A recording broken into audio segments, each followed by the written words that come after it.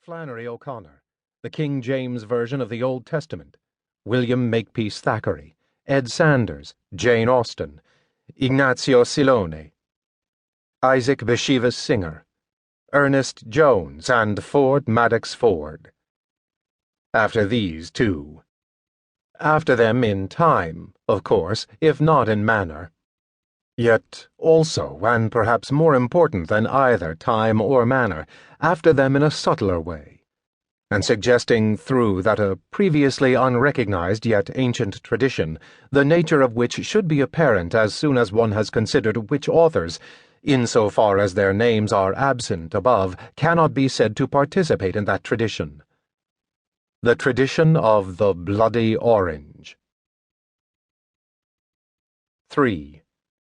The tradition of the bloody orange. A paradigm. Someone appears on the horizon as a black speck, a fly stuck against the lavender sky. He draws closer and closer, at first slowly and then more rapidly, until he has drawn face to face with the viewer, whereat he is repelled.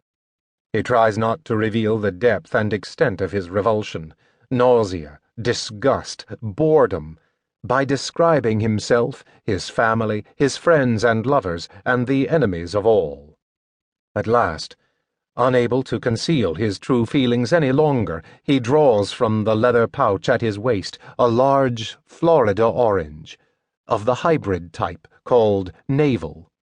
He brings the perfect sphere slowly up to his mouth, which is ample, and chomps suddenly into it, splattering billows of blood over his face, hands, green lame shirt, and tan suede boots.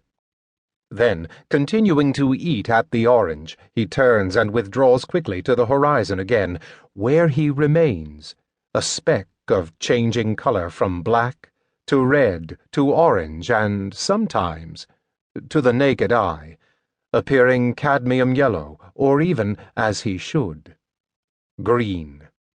From such a distance he is quite beautiful to observe, changing color like that, especially against the lavender sky. 4. This is the start of the action.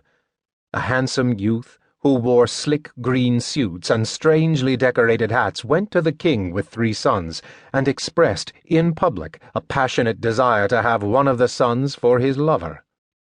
"I don't care which one," he cried. "Any of them will satisfy me. I have this thing about princes," he said. 5. For 2 days and nights the king ambled down the many tapestried corridors of the palace, laughing and murmuring to himself, "A thing about princes, indeed. That's rich." 6. It was late, amber-colored afternoon. In the gymnasium the 3 princes practiced the sports. Naked and oiled, they ran and kicked and threw. Soft light from the windows above drifted down and shimmered over their sleek bodies. One of the ball boys attending them, a cripple desperately seeking favor and possible advancement, told them about the young man in the slick green suit and his strange request. The way the ball boy told it, the man's request was actually a demand, ominously put. "He gave your father, His Royal Highness the King, just 3 days to decide which one it would be," the ball boy told the athletes. They laughed and called the ball boy a twit. "Far out, twit," they teased. 7.